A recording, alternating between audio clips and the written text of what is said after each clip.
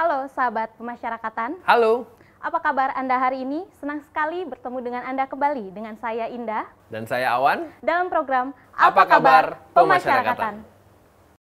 Seperti biasa, kami sudah merangkum berita seputar pemasyarakatan dari seluruh Indonesia. Nah, untuk mengetahui berita apa saja yang ada di minggu ini, tetap bersama kami di Apa Kabar Kabar Pemasyarakatan. Sahabat pemasyarakatan, berita di minggu ini kita awali dengan peran Direktur Jenderal Pemasyarakatan dalam mengungkap peredaran narkoba jenis sabu jaringan internasional seberat 1,129 ton. Direktur Jenderal Pemasyarakatan Renhat Silitonga mengatakan bahwa Ditjenpas sangat terbuka dalam sinergi bersama aparat penegak hukum dalam mengungkap peredaran narkoba. Direktorat Jenderal Pemasyarakatan turut berkontribusi dalam keberhasilan pengungkapan peredaran narkoba jenis sabu seberat 1,129 ton jaringan Timur Tengah dan Afrika atau Nigeria pada Senin 14 Juni 2021. Direktur Jenderal Pemasyarakatan Renhat Silitonga mengungkapkan bahwa keberhasilan pengungkapan peredaran narkoba jaringan internasional ini merupakan hasil sinergi antar aparat penegak hukum khususnya Kepolisian Negara Republik Indonesia. Dengan melalui 3 kunci pemasyarakatan maju, pemasyarakatan fokus dalam pemberantasan narkoba di dalam lembaga pemasyarakatan maupun rumah tahanan negara, serta sinergi dengan APH lainnya. Dan pengungkapan ini tentunya berkat kerjasama dan kerja keras dan kerja solid dari kepolisian dengan didukung oleh Ditjenpas Kemenkumham RI. Sehingga pemasyarakatan sangat terbuka dalam kerjasama dan berkontribusi aktif dalam mengungkap peredaran narkoba. Dalam upaya meningkatkan kapasitas dan kualitas petugas pemasyarakatan, Direktorat Pembinaan Narapidana dan Latihan Kerja Produksi menyelenggarakan diklat CMT dan LMT. Dalam sambutannya, Direktur Bina Pilat Kerpro Turman Hutapea mengatakan pentingnya peningkatan kapasitas dan kualitas diri petugas pemasyarakatan dalam pembinaan narapidana, khususnya narapidana teroris. Direktur Pembinaan Narapidana dan Latihan Kerja Produksi Turman Saud Marujahan Hutapea menyampaikan bahwa pembinaan secara bertahap bagi petugas pemasyarakatan akan mendorong peningkatan kapasitas dan kualitas diri bagi petugas pemasyarakatan. Pada acara konsultasi teknis pengelolaan konflik dan kecakapan manajemen hidup atau CMT dan LMT bagi petugas dalam rangka pembinaan, pendidikan, dan rehabilitasi narapidana risiko tinggi atau high risk tahun 2021 yang diselenggarakan di Orchard Hotel pada Rabu 16 Juni 2021. Dengan kata lain, pengelolaan konflik akan mendorong terjalinnya kerjasama yang baik antara petugas dan narapidana dalam mewujudkan pengelolaan lapas yang baik, aman, dan tertib.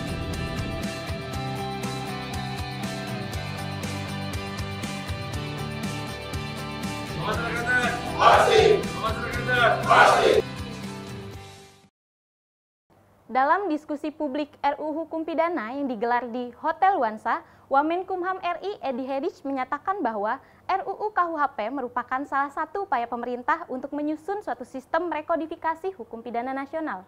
Pihaknya juga menyampaikan ada 3 permasalahan hukum yang dihadapi hukum pidana saat ini, yakni perbuatan terlarang, pertanggungjawaban pidana, dan sanksi hukuman.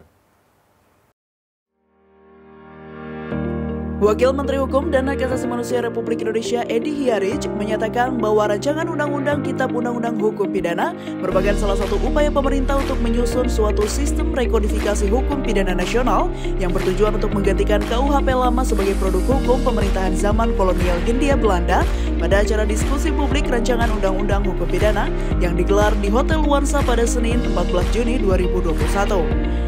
Edi menegaskan bahwa ada 3 permasalahan hukum yang dihadapi hukum pidana saat ini, yakni perbuatan terlarang, pertanggungjawaban pidana, dan sanksi hukuman. Acara diskusi publik mengenai RUU KUHP ini diikuti oleh Menteri Koordinator Politik Hukum dan Keamanan, Komisi 3 Dewan Perwakilan Rakyat, serta peserta undangan yang hadir dan mengikuti acara baik secara langsung maupun secara virtual. Sekretaris Direktorat Jenderal Pemasyarakatan Heni Yuwono membuka konsultasi teknis di bidang keamanan dan ketertiban yang digelar di Hotel Holiday Inn, Jakarta. Heni Yuwono menegaskan bahwa Kepala Unit Pelaksana Teknis Pemasyarakatan, khususnya Lapas dan Rutan, memiliki peran penting dalam menangani gangguan keamanan dan ketertiban. Sekretaris Direktorat Jenderal Pemasyarakatan Heni Yuwono menyampaikan peran penting Kepala Unit Pelaksana Teknis Pemasyarakatan, khususnya Lembaga Pemasyarakatan dan Rumah Tahanan Negara yang diselenggarakan di Hotel Holiday Inn Jakarta pada Rabu 9 Juni 2021. Dengan mengucapkan rasa syukur dan bismillahirrahmanirrahim, kegiatan konsultasi teknis masyarakat bidang keamanan dan ketertiban dengan tema sinergitas keamanan menuju kemaslahatan maju. Dengan ini secara resmi saya buka. Bapak Ibu yang berbahagia, pada kesempatan ini kami melaporkan penyelenggaraan konsultasi teknis pemasyarakatan bidang keamanan dan ketertiban tahun 2021. Pemasyarakatan.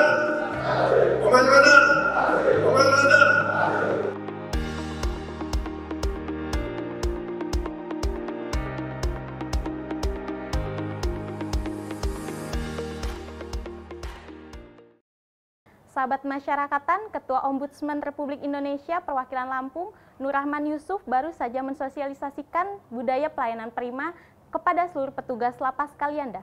Dalam kesempatan tersebut, Kalapas Kalianda, Dr. Tetra Destori, berharap dengan adanya kegiatan ini dapat menyempurnakan pelayanan prima yang ada di Lapas Kalianda.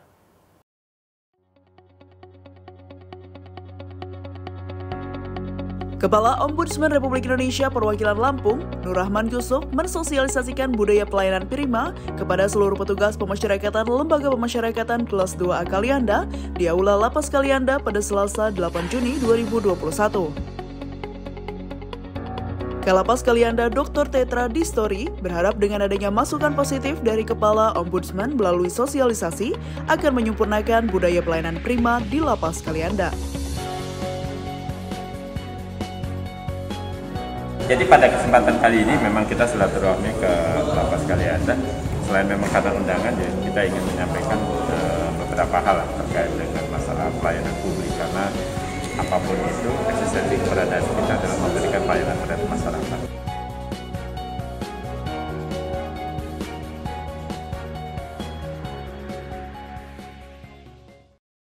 Berita terakhir di minggu ini kita tutup dengan kabar yang cukup menggembirakan dari Lapas Cibinong, di mana satu orang narapidana teroris menyatakan ikrar setia NKRI. Kakanwil Kemenkumham Jawa Barat, Sujonggo, menyatakan bahwa hal ini merupakan keberhasilan program deradikalisasi yang dilaksanakan di Lapas Cibinong. Satu narapidana terorisme di Lembaga Pemasyarakatan kelas 2A Cibinong berinisial SJ menyatakan bersedia kembali membangun kehidupan berbangsa dan bernegara dalam bingkai Negara Kesatuan Republik Indonesia. SJ melaksanakan ikrar setia NKRI pada Senin 21 Juni 2021 di Lapas Cibinong dengan disaksikan oleh sejumlah pihak. Kepala Kantor Wilayah Kementerian Hukum dan Hak Asasi Manusia Jawa Barat, Sujonggo, menyatakan kesediaan napiter untuk kembali berbangsa dan bernegara adalah bentuk kristalisasi serta pengikat tekad dan semangat yang merupakan implementasi dari hasil program deradikalisasi yang dilaksanakan di lapas. Sahabat Masyarakatan, sekian informasi yang dapat kami sajikan di minggu ini. Terima kasih telah menyaksikan Apa Kabar Pemasyarakatan. Sebelum menutup perjumpaan kita kali ini, kita akan menyaksikan penampilan band dari Direktorat Jenderal Pemasyarakatan. Dan untuk mengupdate berita seputar pemasyarakatan di seluruh Indonesia, terus ikuti media sosial kami di bawah ini. Dan jangan lupa saksikan Apa Kabar Pemasyarakatan. Pemasyarakatan pasti.